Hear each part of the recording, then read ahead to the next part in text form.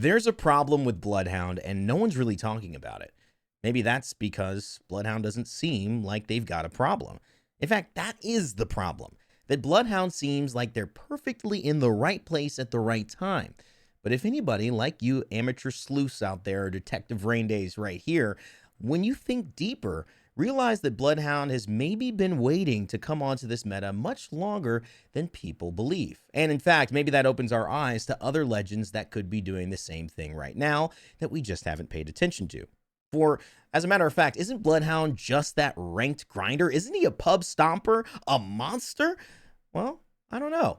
But let me tell you, when you think of Bloodhound, you probably think of moments like this. No, he didn't.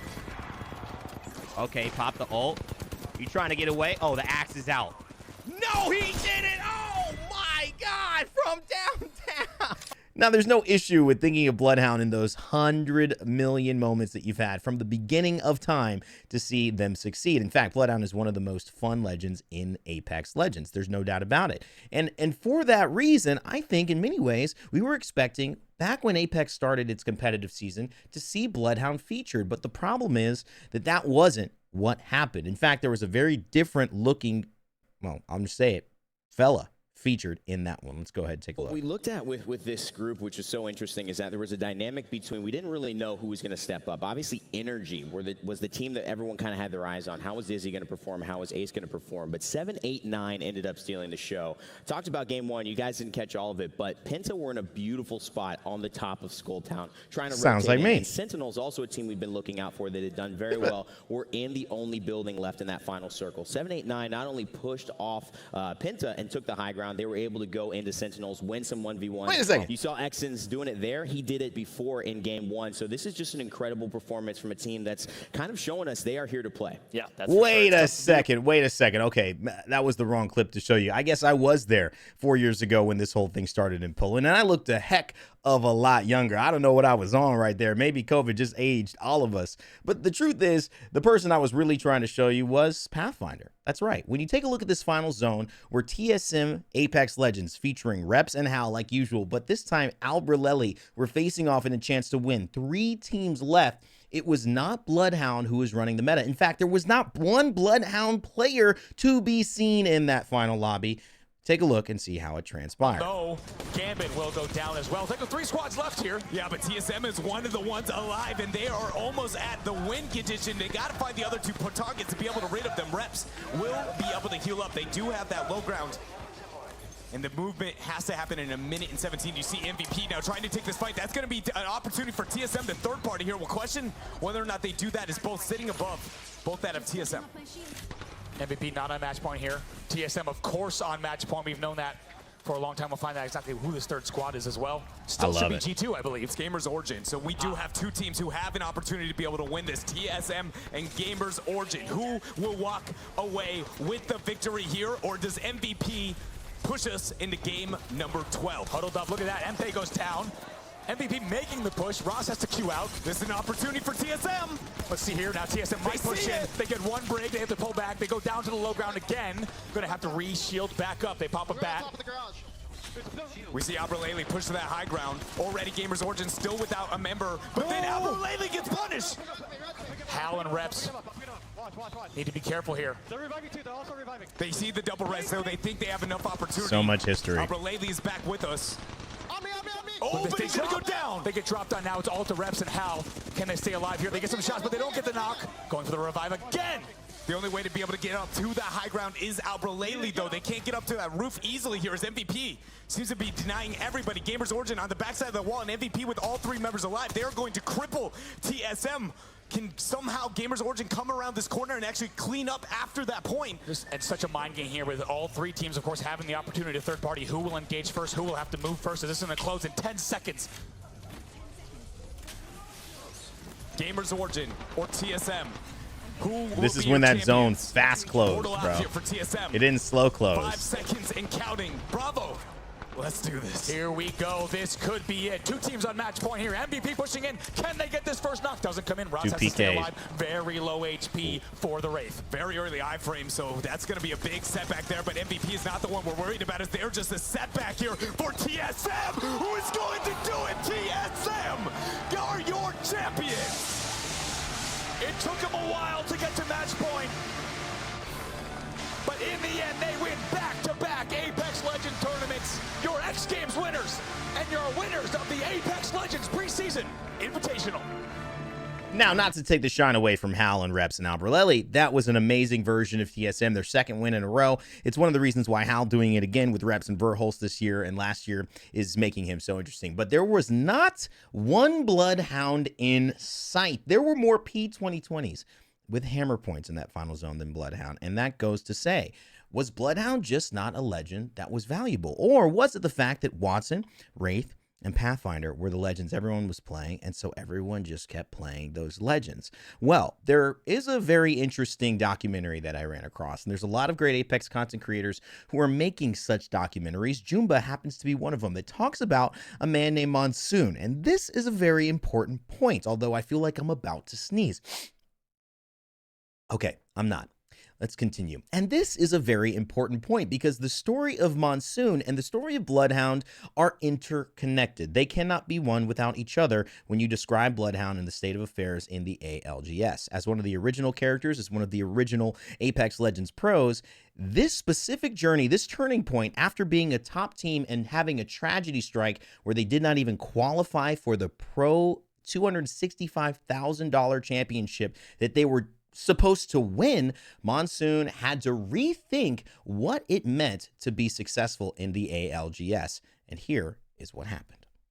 They were now a shell of their former selves. We failed to qualify for champs. To be considered the best team in North America, the best team in the world, not even making it into grand finals. It was truly devastating. That champs started it all and manifested this like negative energy and negative thought. So what happened? Well, let's take a quick dive into Battle Royale playstyles and Apex meta. In Battle Royales, the most common playstyle is zone. Zone play is when a team tries to predict where the final zone will be, loot up, and make quick rotations to secure the best spot, focusing on placement to get them points rather than kills. With many Apex pros coming from H1Z1 and defensive characters such as Watson, zone play became the meta of early competitive Apex. But as time went on, Respawn nerfed the kit of Watson and buffed other characters such as Bloodhound and Gibraltar to create more balance, but to potentially shift how competitive was played. Monsoon and Complexity were one of the first teams to break off from zone and pioneer what is known as today as the Edge playstyle. Edge is when a team purposely rotates late, waiting on the edge of zone, scouting for teams late rotating to catch them by surprise and kill them for points. Using a scan character such as Bloodhound gave Complexity significantly more information about their enemies' rotations. Their aggressive ult also provided a leg up in 3v3 fights, allowing Complexity to quickly wipe teams with zone compositions such as Pathfinder Watson, and Gibraltar's dome provided ample protection when running through open space or to stop third parties. With Complexity being the only edge team, this composition was so strong compared to the typical Wraith, Pathfinder Watson that Complexity had the advantage in every single fight. As teams realized this, they began to switch to Complexity strategies, but Complexity's head start in experience remained them as #1 throughout 2020. As time continued, however, other teams finally caught up. Buffs to Octane and the release of Valkyrie also made rotating as an edge team significantly easier, and suddenly, from once being ahead, Complexity started to rapidly fall behind. With the start of year 2, fans of Monsoon were hoping the team would regain their form, but they became concerned if this was possible when they felt he was. So as a quick awareness of this for our video, also go ahead and shout out Jumba as well. Just take a look at the channel, 22,000 subs, making great content like that. Go check them out, subscribe on YouTube. I want to bring it back to where we are now, because now Bloodhound is in its heyday. This meta started not only the synonymous rise of Bloodhound with Reptar, one of the best players to play it, but Monsoon and Complexity, and their resurgence, their revival back into the glory days of Apex Legends and the height of the pro meta. However, Bloodhound was there to be taken advantage of anyways, and as more people started to realize that and it started to develop, we started to see Respawn also realize that scan legends not only were popular, but they were effective, and thus led us to one of the most broken eras in Apex Legends history, which unfortunately did end up interacting with Bloodhound as well. After the height of Monsoon and what they put together, Mighty Ray, another YouTuber as well, created this great showcase of what ended up occurring cheering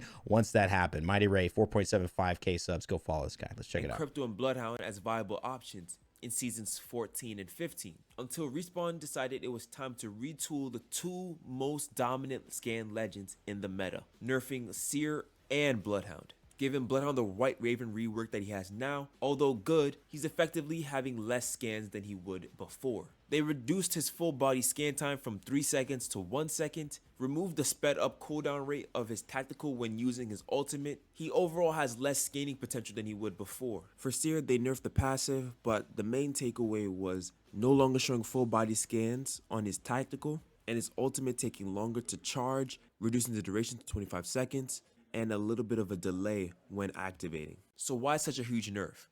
So as you guys can understand, there was a massive nerf going on to Bloodhound and the scan meta in general. This was led by Seer. And one of the bigger problems with having these types of scan metas be dominant is that you don't necessarily know whether it's Seer who's pushing you over the edge or if it's characters like Bloodhound. But Bloodhound also got that retooling and went back into relative obscurity yet again. But my friends, as we have learned, the problem with characters like Bloodhound, who are always around forever, who seem to have simple, valuable assets to their team, but never really are the most important legend. When they do become the most important legend, it seems like they get nerfed a little bit too quickly, and therefore it has been a while since we have seen it. Now, last year, we ended up seeing TSM win with Hal rising from the heavens in the Catalyst, Bangalore, and Horizon meta. I'm not going to show you the clip, but you can imagine what happens. It's awesome. However, over these next 4 months, splits happened or were waiting to happen, and scrims started taking place, and a new character started showing up yet again. After being left out of the meta for so long, Bloodhound started to appear on people's radars, not as an S-tier legend again, but as a counter to the current meta of Bangalore, Horizon, Catalyst, and Conduit. In fact, the day before Pro League started, I made this video talking about it. Let's go ahead with maybe the biggest surprise of this season, a video I'm doing soon, is what's up with Bloodhound. Bloodhound has become an A-tier legend, is kind of stuck in that. It went down from around B to C, back up to A, was S for a while, back down to A. I think Bloodhound is just a great character. The reason Bloodhound gets picked quite often in general is because for a controller player, it is a very easy delegation of a character who gets a scan, makes your fight easy, and if your job is to go out there, frag, win your 1v1, hit a scan, slide, put your ultimate on, hit some movement speed, and spray. Like that's it. You don't have to be grav lifting. You don't have to be calling out situations from the back and anchoring the squad and throwing down,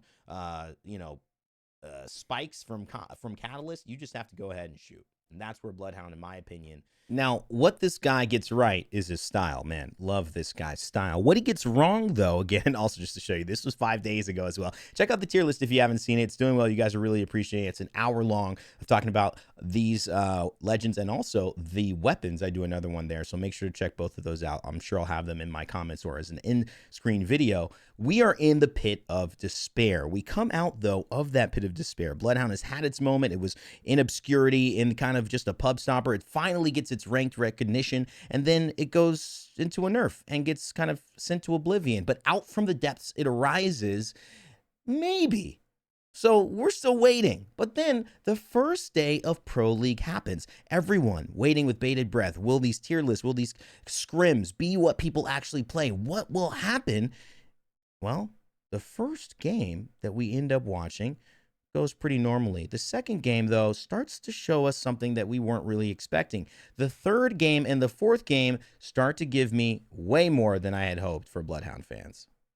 Keeping this trailer intact. They have, and in the meantime, they've held the trailer. Well, E6 have made their move. They've now moved to the north side. They've cleaned up one team. So 3 squads still remaining. ANC played are just waiting to see this damage being done. And now it's going to be their time to move in. Move from the truck and see if they can take the high ground away. Passion will fall in the meantime. It's E6 versus ANC played.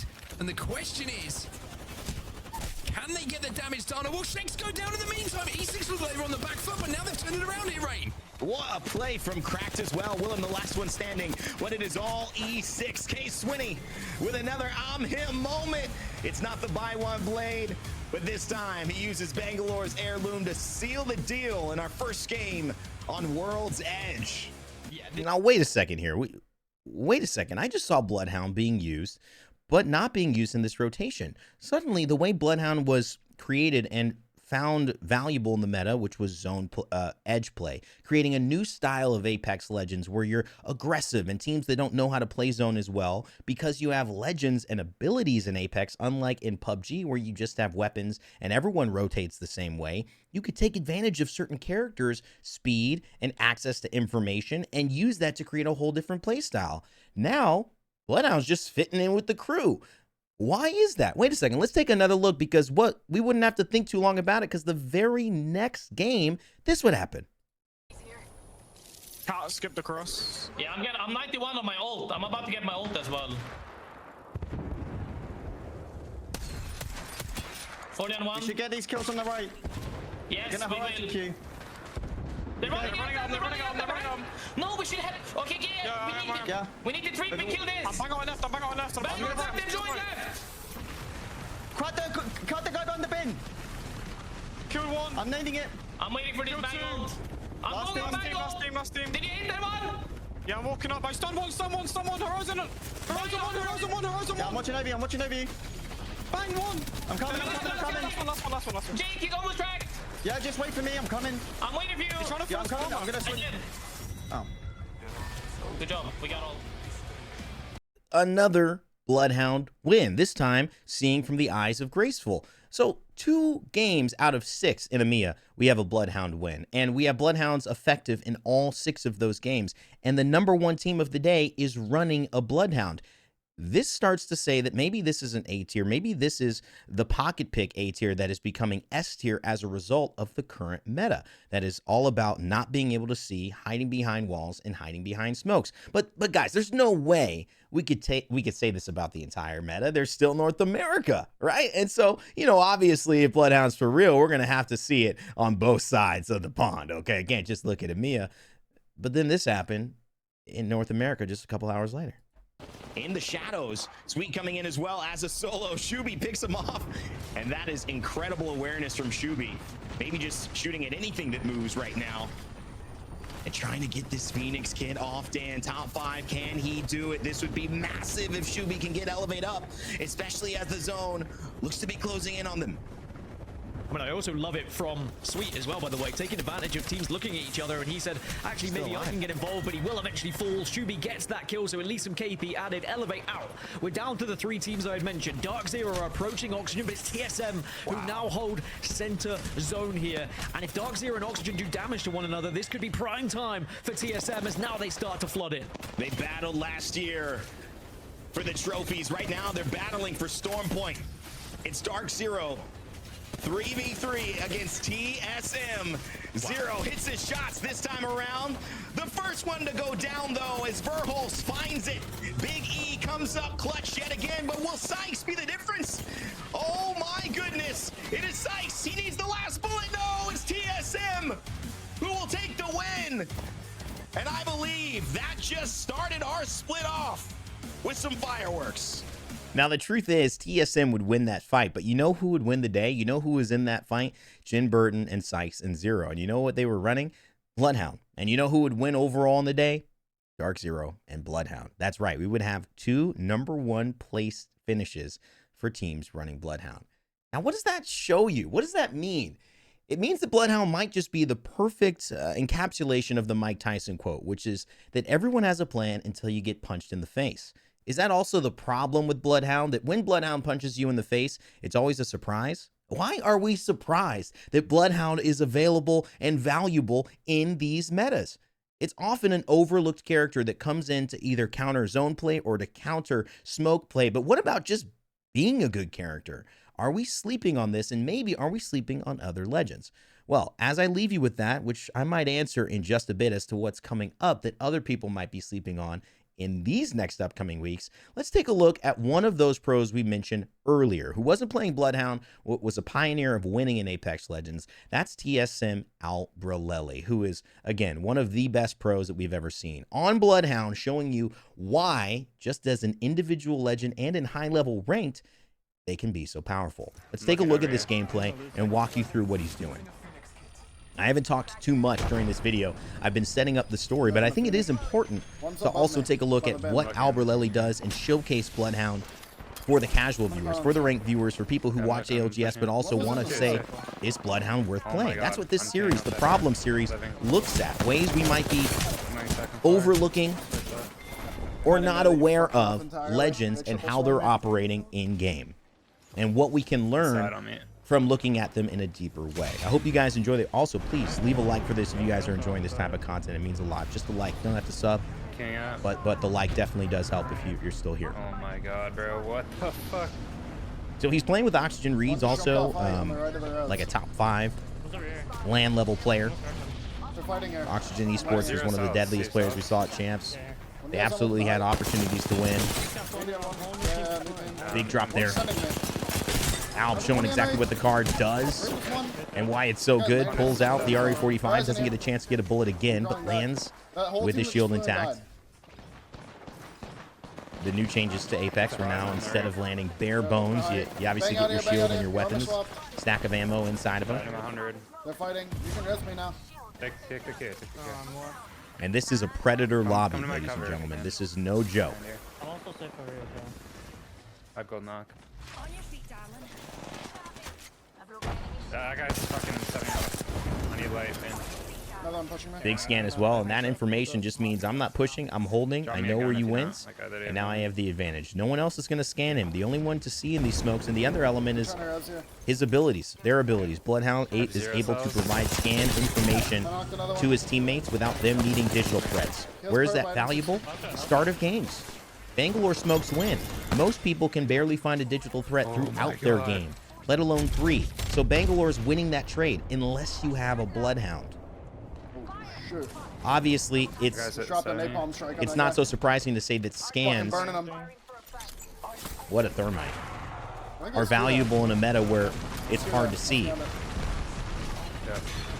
But I'm not sure that people realized how valuable it might be.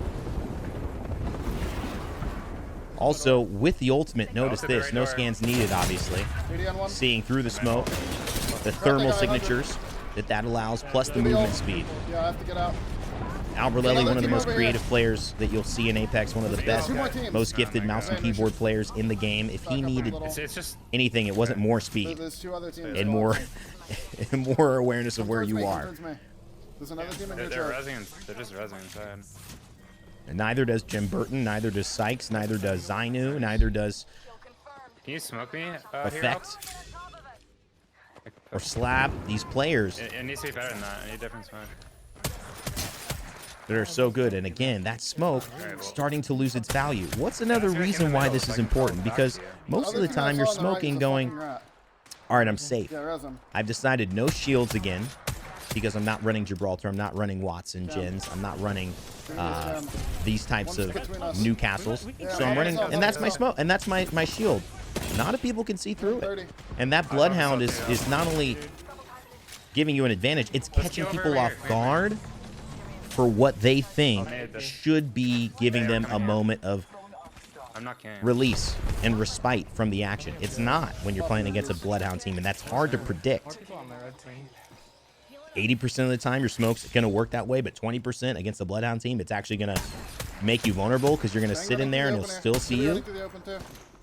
Tough. Oh my god, Scout is so fucking bad. But we can't talk about Bloodhound 2 unless we look at what does playing Bloodhound give up. That's why S tier has been so hard. We've seen this meta prioritize shields and conduit and length of trades. Bloodhound doesn't extend the length of trades. Holding buildings like usual in Apex, usually a character that is fantastic, such as a Catalyst, is in there. Taking control of space, which Bloodhound does in a different way. But we've seen Bangalore dominate that for so long. Maybe the most staple of picks in this meta. And then, when it comes down to it, we've looked at legends like Horizon who provide movement and high ground movement. Look at that. That person thinks they're safe. They think they're safe. That's why they're asleep, because they think they can't be seen. It's exactly what I just said. People are so used to the smokes hiding you and Bloodhound not being played. Bang is literally a bullet. That it's like Mike Tyson punching you in the face. You don't. She's one. I killed You have a plan until it happens. I'm behind him. Which is always how Bloodhound has been introduced. Are we repeating history? I would just say that. Who will be the ones to get ahead of it? Who will be the ones I'm nading that. to say, you know what, Rain Day, you're wrong. I'm going to call your I bluff. should re-knock if there is. Come at me, Bloodhound. He's dead. Fair enough. We've seen teams do it. It doesn't mean that you're going to win just because you're running Bloodhound. Yeah, what the fuck? It doesn't mean that there's something else to it. You need to heal. You need to heal him. Heal him. Does it mean that there might be something that you're missing? Does it mean that there could be more to the story because there wasn't more to the story till Monsoon Yeah, it's just fence. It's clear. and company and Reptar? A big shout out to Reptar, made it happen. I'm not here. I'm just gonna land there. The corner. There's a guy in this like bottom corner on the low ground. Bloodhound wasn't good enough till the brother got nerfed. Well, till they got nerfed. I'm sorry. And anyways, I'm ready. that's just Rain Day speak right there. You know? That's just Rain Day speak. I have a Watson gun up there. It's hard to burn them. But you get the picture. Oh yeah, fresh meat, boys. Is it a meta that makes a character strong, or do we only expose how blind we've been when certain metas come around? Over here. And maybe it's a little bit of both. My goodness, this man don't miss. Again, this is a month ago, so you are seeing an R99 that's got an extra bullet of damage. Still a fantastic weapon. Flatline should be the same, but the R99 hits a little harder in this video. Fuck me, my bad. We're playing Rev Pathfinder. I'm just gonna back up. It's not a sub. It's a duo, I just realized. I might do something dumb as fuck. Now, I'm gonna the walk question up to see if I can catch one off guard. and the questions that I've raised, very, very interesting. I'm waiting. But it's not the last one as we head into this final zone. I want to see how this plays out. Yeah. And maybe ask another more important question. I killed one. Yeah. I fired them. Oof, great movement as well. Hey, man. Freaking great Yeah, movement. they do. Still has the ultimate and is just going to use a scan right now. Could ult, so he gets his scan Can't do anything. I cracked two. on a shorter cooldown. He still won't have it up. Wow, he's cracked two. All fucked up. And great movement. And nobody chases because it's his teammate coming back up.